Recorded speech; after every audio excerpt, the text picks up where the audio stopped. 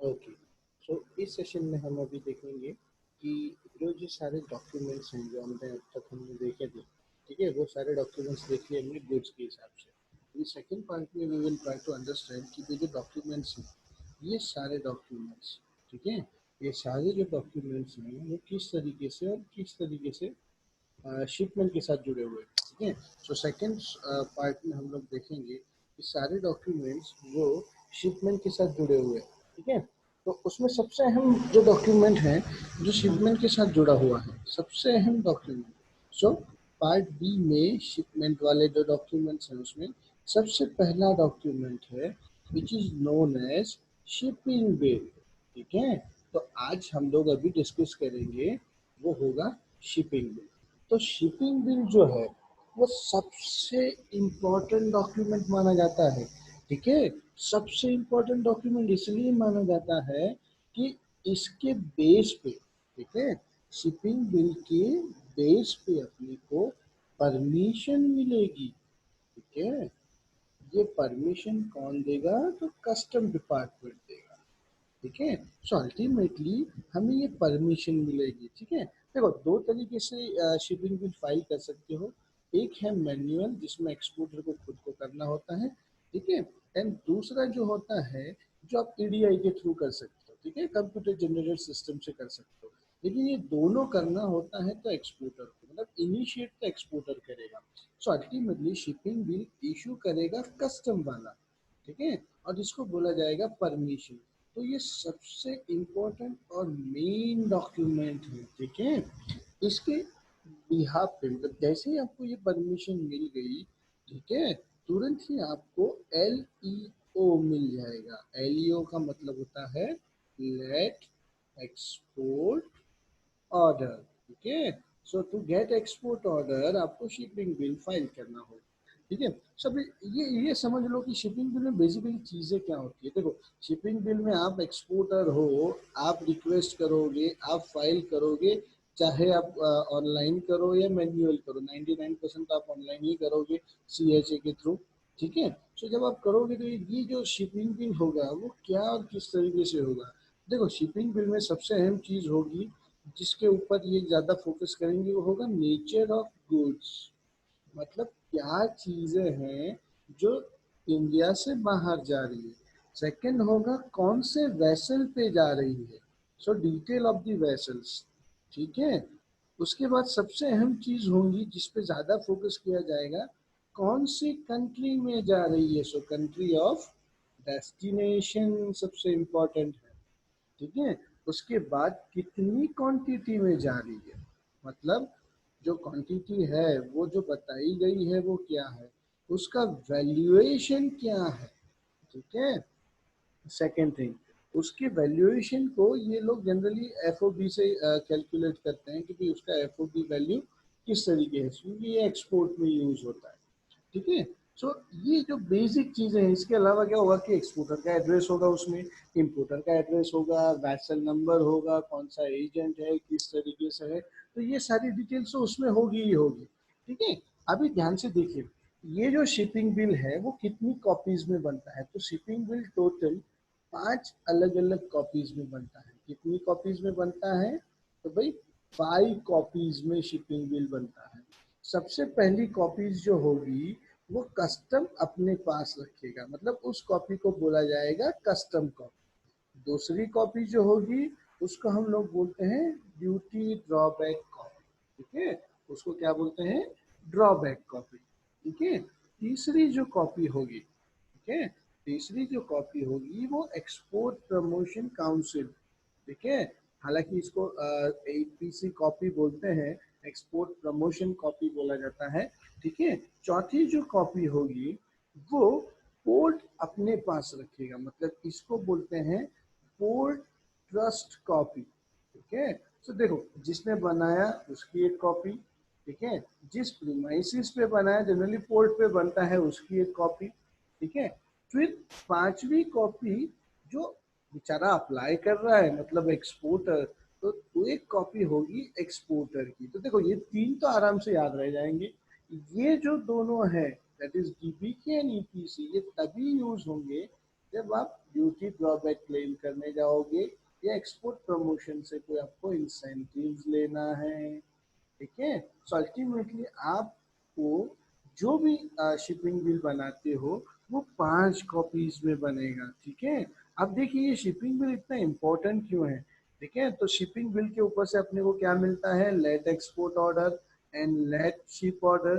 तो सबसे अहम चीज़ तो यही है कि भाई परमिशन मिलती है, और ये परमिशन लेने के लिए आपको शिपिंग बिल फाइल करना रहेगा, ठीक है। सेकेंड चीज, एक बार आपका शिपिंग बिल फाइल हो गया, एक बार आपका शिपिंग बिल फाइल हो गया और ये अप्रूव्ड हो गया, उसी के बाद आप अपना गुड्स, जो भी गुड्स हैं वो ऑन बोर्ड कर सकते हो, ठीक है।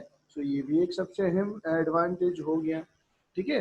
एक और चीज है जो इंसेंटिव लेने के लिए काम में आता है। तो शिपिंग बिल क्या होता है, देखो शिपिंग बिल में हमने देखा ना कि सबसे अहम चीज क्या होती है, तो भाई इसमें वैल्यूएशन भी एक सबसे अहम चीज है। तो कई बार इंसेंटिव्स क्लेम करने के लिए हम किसी और पार्टी से जाते हैं अदर देन कस्टम, ठीक है। गवर्नमेंट का ही बॉडी लेकिन अदर देन कस्टम, तो वो पार्टी सबसे पहले आपसे शिपिंग बिल ही मांगेगा, क्यों, क्योंकि शिपिंग बिल में उस चीज का वैल्यूएशन मेंशन किया होगा। तो हमेशा याद रखिए शिपिंग बिल आपको इंसेंटिव्स लेने में भी काम में आएगा। तो ये थोड़े से एडवांटेज है, ठीक है। अभी कितने तरीके के टाइप्स हैं, हमने ये तो देखा कि कितनी कॉपीज में बनाना है, तो भाई 5 कॉपीज में तो बनाना है, लेकिन कितने तरीके के शिपिंग बिल है। तो सबसे पहला जो शिपिंग बिल है उसको बोला जाता है फ्री शिपिंग बिल। क्या बोलते हैं हम लोग उसको, फ्री शिपिंग बिल। ध्यान से सुनिएगा, फ्री शिपिंग बिल क्या है। सो ये तभी यूज होगा जब गुड्स, मतलब जो आप गुड्स बेच रहे हो वो किसी भी तरीके की neither attract any export duty, सबसे अहम चीज, वो किसी भी तरीके की ड्यूटी नहीं लगती उसके ऊपर, नॉर एंटाइटल्ड,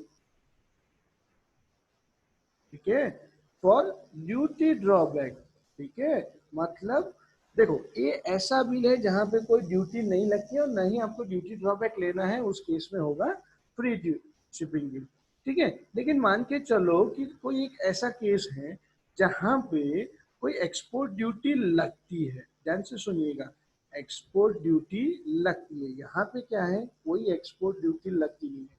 लेकिन सेकंड केस जहाँ पे एक्सपोर्ट ड्यूटी लगती है और जिसमें कोई गुंजाइश है कि शायद ड्यूटी ड्रॉबैक मिले, ध्यान से सुनिएगा, शायद ड्यूटी ड्रॉबैक मिले, तो इस केस में आपको फाइल करना है ड्यूटीएबल शिपिंग बिल, क्लियर है।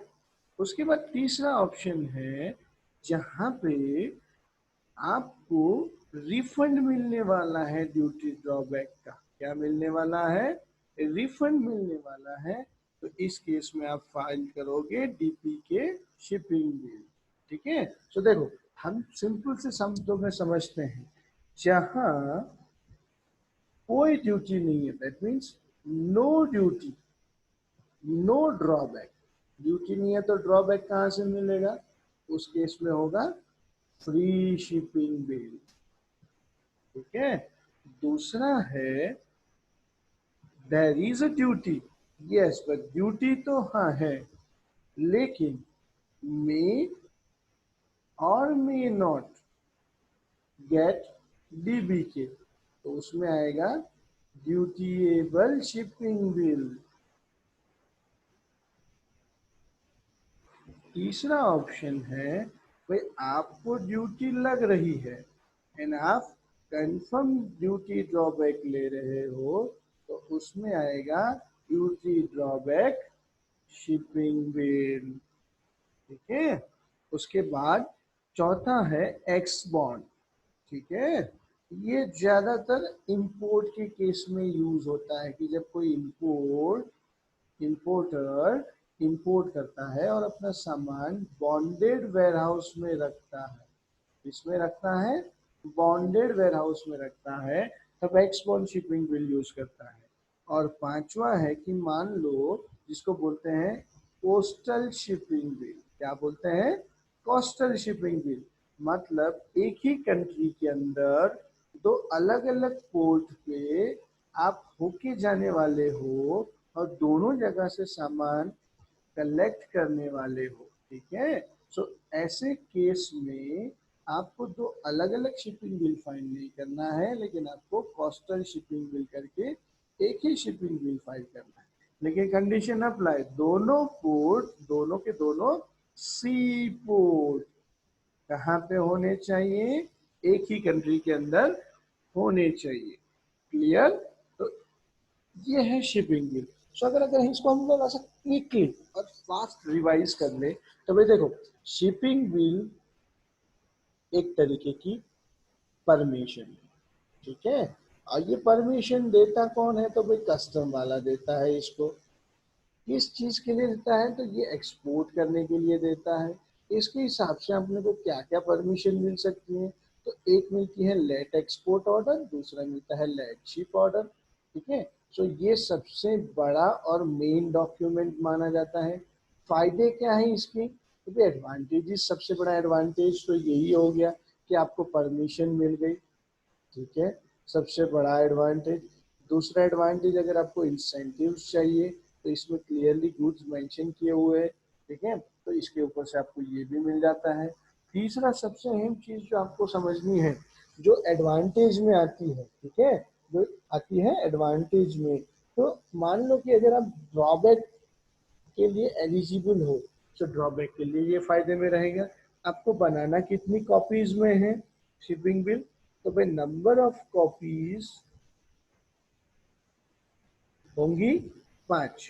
कौन कौन सी, याद रखने के लिए, सबसे पहले कस्टम वालों की copy, second duty drawback copy, third export promotion copy, fourth जो रहेगी वो पोर्ट ट्रस्ट की कॉपी, फिफ्थ रहेगी वो जाएगी एक्सपोर्टर की खुद की कॉपी। ये तो हो गई 5 अलग अलग कॉपीज। कितने तरीके के, मतलब टाइप्स क्या है, तो सबसे पहला होगा फ्री शिपिंग बिल, जिसमें कोई ड्यूटी नहीं लगती, ना इधर ड्यूटी ड्रॉबैक मिलता है। उसके बाद होगा ड्यूटीएबल शिपिंग बिल, जिसमें ड्यूटी लगती है लेकिन ड्यूटी ड्रॉबैक मिले भी और ड्यूटी ड्रॉबैक ना भी मिले। तीसरा है डीबी के कॉपी, मतलब आपने ड्यूटी भरी है, अभी आपको रिटर्न भी मिलेगा। चौथा है एक्सपोर्ट, जो जनरली कौन यूज करता है, इंपोर्टर के लिए ज्यादा यूज होते हैं, जो सामान इंपोर्ट करते हैं और बॉन्डेड वेयर हाउस में रखते हैं। पांचवा जो है that is coastal shipping bill. तो मान लो कि दो शिप एक ही कंट्री में है और वहां से होते हुए शिप जा रही है, सो इन दैट केस आपको कोस्टल शिपिंग बिल। सो याद रखिएगा, इन 5 में से जो भी शिपिंग बिल बनाते हो वो 5 कॉपीज में बनेगा। और ये 5 कॉपीज कौन सी होगी, तो ये 5 कॉपीज होगी ये। क्लियर है। तो शिपिंग बिल हो गया ये। उसके बाद सेकंड डॉक्यूमेंट जो शिपमेंट के साथ जुड़ा हुआ है उसको बोलते हैं मेट रिसिप्ट। क्या बोलते हैं, मेट रिसिप्ट। अब ध्यान से सुनिएगा, मेट रिसिप्ट क्या है और क्यों ये ज्यादा इंपॉर्टेंट है, ठीक है। सो याद रखिए, mate receipt is issued by mate of a, ठीक है, शिप। और मेट का मतलब होता है assistant, assistant to the captain of a ship, ठीक है। सो इश्यू कौन करता है, तो मेट ऑफ अ शिप और assistant to a captain of a ship. ये क्या है, पहले समझने की कोशिश करो। मान लो कि आपने मुझे कोई सामान दिया, ठीक है, कोई सामान मुझे दिया जिसमें मैंगो है, ठीक है। सो आपने मुझे सामान दिया और बोला कि इस सामान को प्लेस ए से लेके प्लेस बी तक पहुंचाना है, ठीक है। सो क्या होगा कि अगर मान लो सामान इधर कहीं टूट जाता है तो इसकी रिस्पॉन्सिबिलिटी किसकी होगी, तो फिर सामान मैं लेके जा रहा हूँ। लेकिन आपके पास क्या प्रूफ है कि आपने सही सलामत सामान दिया था, तो यहाँ पे भी ऐसा है। जब आपका कंटेनर, जब आपका कंटेनर वैसल के ऊपर, इसके ऊपर, वैसल के ऊपर ऑन बोर्ड होता है, ठीक है, तब वैसल का जो कैप्टन होता है उसका जो असिस्टेंट रहता है वो वहां पे अवेलेबल होगा, और वो आपके वैसल की मतलब अपने आपके कंटेनर की सारी चीजें चेक करेगा, जैसे पैकिंग सही से है, पैकेजिंग बराबर है, labelling is okay kind of. ये सारी चीजें चेक करके अगर वो सेटिस्फाइड होता है तो वो बोलेगा कि भाई आपने अपना सामान हमारे शिप के ऊपर सही सलामत कंडीशन में भेज दिया है। नाउ ऑनवर्ड्स अगर इस सामान को कुछ होता है तो उसकी जिम्मेदारी रहेगी हमारी, हमारी मतलब शिपिंग कंपनी की। तो अभी आपके पास प्रूफ और एविडेंस हो गया कि भाई उसने बोला था कि भाई सामान सही और किस तरीके से। अभी मेट रिसिप्ट में बेसिक चीजें क्या आएंगी, तो देखो मेट रिसिप्ट शिपिंग डॉक्यूमेंट है, ठीक है, इशू शिपिंग कंपनी की ओर से होता है। उसमें सबसे अहम क्या होगा कि वेसल की डिटेल होंगी, जैसे नेम क्या है, उस वेसल का फ्लैग क्या है, कौन कैप्टन है, कौन सी कंट्री की ये वेसल है, ठीक है, उसके जो मार्क्स होंगे वो किस तरीके से हैं, नंबर्स अप्रोप्रिएट है कि नहीं है। तो ये बेसिक चीजें होंगी जो उसमें की जाएगी, ठीक है। उसके अलावा सबसे अहम चीज है कि कितने तरीके की मेट रिसिप्ट होती है। तो भाई मेट रिसिप्ट दो तरीके की होती है। एक होती है क्लीन मेट रिसिप्ट, मतलब जिसमें असिस्टेंट ऑफ अ कैप्टन देखेगा कि जो भी कंटेनर आपने लोड किया है वो ओके कंडीशन में है। और दूसरा जो होगा उसको बोलते हैं क्वालिफाइड, कुछ लोग क्वालिफाइड बोलते हैं, कुछ लोग इसको रिस्ट्रिक्टेड भी बोलते हैं। इस केस में क्या होगा, तो भाई इस केस में या तो पैकिंग सही से नहीं होगा, पैकेजिंग सही से नहीं होगा, तो अल्टीमेटली एक एडवर्स रिमार्क लिखी होगी।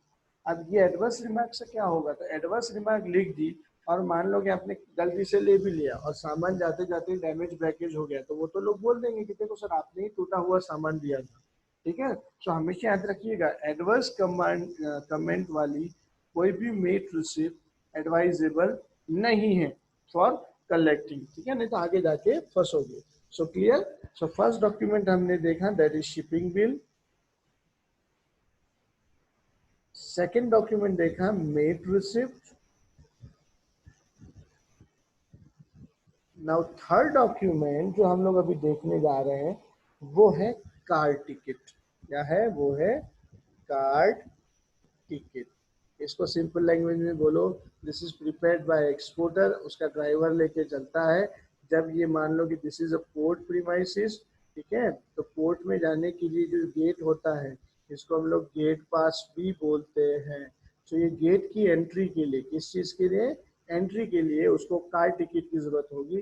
कार टिकट में ऑलमोस्ट सारे गुड्स रिलेटेड डॉक्यूमेंट्स होंगे, ठीक है, और उसमें क्लियरली मेंशन किया होगा कि कंटेनर के अंदर क्या है, उसकी वैल्यूएशन क्या है, ठीक है। तो ये सारे डॉक्यूमेंट्स लेके ड्राइवर जाता है, वंस ही गेट्स अप्रूवल आपको अंदर एंट्री मिल जाती है। So this is what a car ticket is.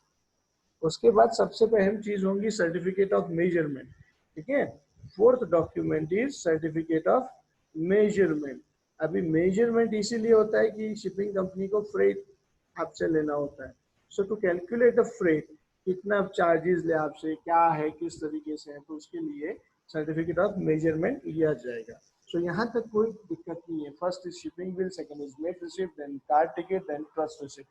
Now सबसे इम्पोर्टेंट टॉपिक, सबसे इम्पोर्टेंट डॉक्यूमेंट जो हम लोग शिपमेंट में देते हैं, जिसको हम लोग ये वेटेज शिपिंग बिल के बाद देते हैं, वो है बीएल।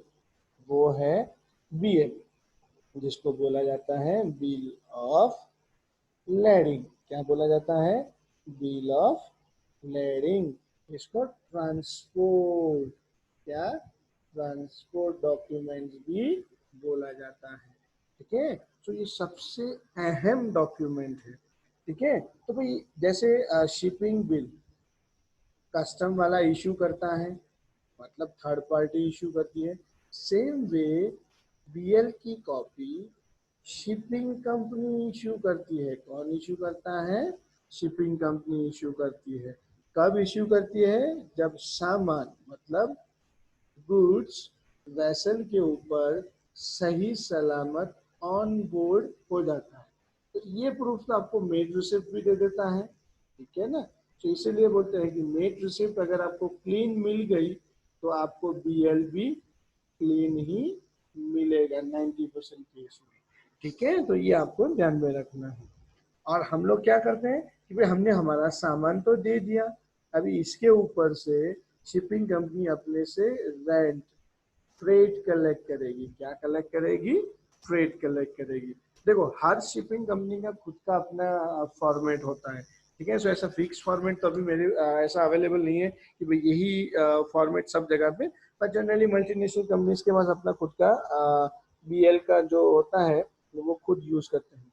जनरली एक्सपोर्टर्स को प्रिपेयर करना होता है, but in the name of giving good service ये शिपिंग कंपनीज खुद बना के आपको दे देती है, ठीक है। जनरली शिपिंग बिल 2 कॉपीज में बनता है। कितनी कॉपीज में बनता है शिपिंग बिल? शिपिंग बिल बनता है 2 कॉपीज में। देखो ध्यान रखिएगा, ये दोनों की दोनों ओरिजिनल्स होंगी। क्या होंगी? ओरिजिनल्स होंगी, ठीक है। और ये जो है उसको इसके बिहाफ के ऊपर आप टाइटल ऑफ गुड की बात कर सकते हो, टाइटल ऑफ गुड्स की बात हो सकती है, ठीक है। तो ये बहुत काम की चीज है। इसमें बहुत सारी टर्म्स एंड कंडीशंस मेंशन की होती हैं जो आपको करना होता है। Ultimately this is a transfer document, so damage leakage breakage के रिगार्डिंग बहुत सारी चीजें इसमें मेंशन की होती है। नाउ लेट्स सी कितने तरीके के बीएल अवेलेबल है, ठीक है। तो सबसे पहला जो बीएल है उसको बोलते हैं रिसीव्ड फॉर शिपमेंट। मतलब ये ऐसा है कि जिसमें ये कंपनीज बोलेंगी कि भाई आपका सामान शिप होने के लिए, ठीक है, आपका सामान शिप होने के लिए रेडी है, बट ऑन बोर्ड नहीं हुआ। मतलब हमने उसको परमिशन दे दी है, एवरीथिंग इज ओके, लेकिन ऑन बोर्ड नहीं हुआ। सेकंड इस चीज का ये अपडेटेड वर्जन कि ऑन बोर्ड मतलब वो पार्टी बोलेगी कि ठीक है यार आपको आपका सामान ऑन बोर्ड भी हो गया है, ठीक है। तीसरा है clean. So same as clean mate receipt थी, सेम वे ऐसे क्लीन बीएल मतलब एवरीथिंग इज ओके। फिर आएगा क्लॉज, जैसे क्वालिफाइड थी वैसे क्लॉज। तो अल्टीमेटली हमने कितने शिपिंग बिल देखे? तो हमने अभी तक देखा है रिसीव्ड फॉर शिपिंग, ठीक है, ऑन बोर्ड शिपिंग बिल, ठीक है, उसके बाद आया क्लीन शिपिंग बिल, उसके बाद आया क्लॉज शिपिंग बिल, ठीक है। यहाँ तक कोई टेंशन नहीं है। उसके बाद पांचवा जो पॉइंट है, ठीक है,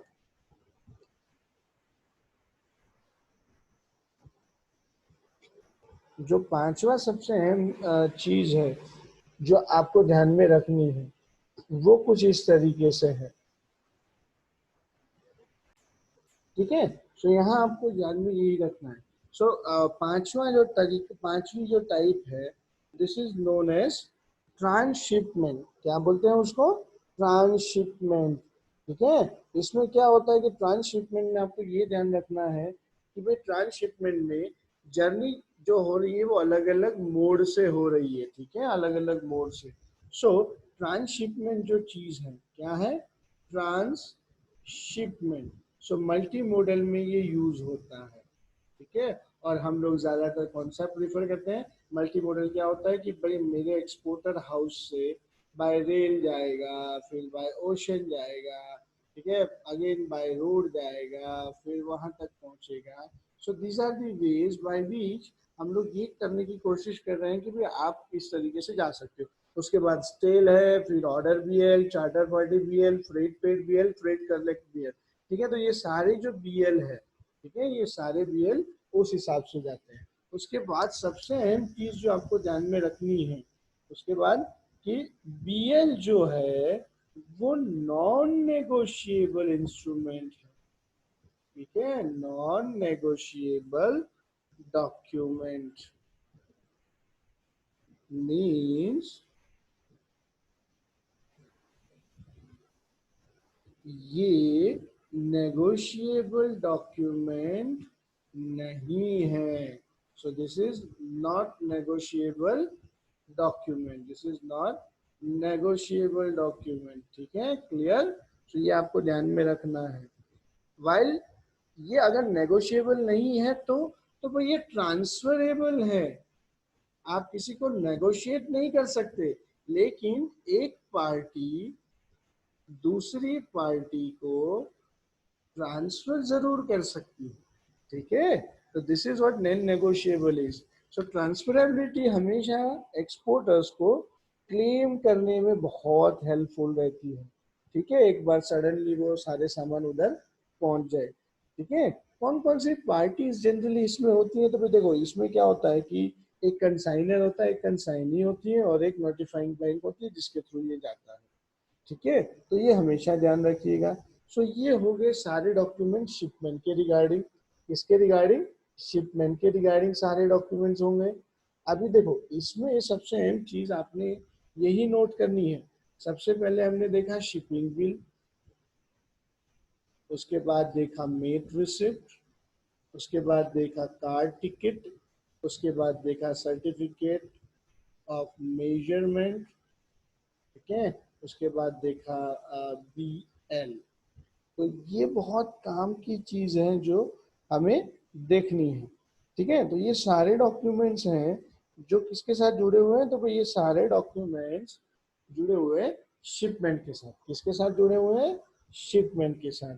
तो अभी अगर आपको कोई पूछता है कि क्या डॉक्यूमेंट्स हैं, किस तरीके से है, तो आपको समझ में आ गया कि ये सारे डॉक्यूमेंट्स शिपमेंट के साथ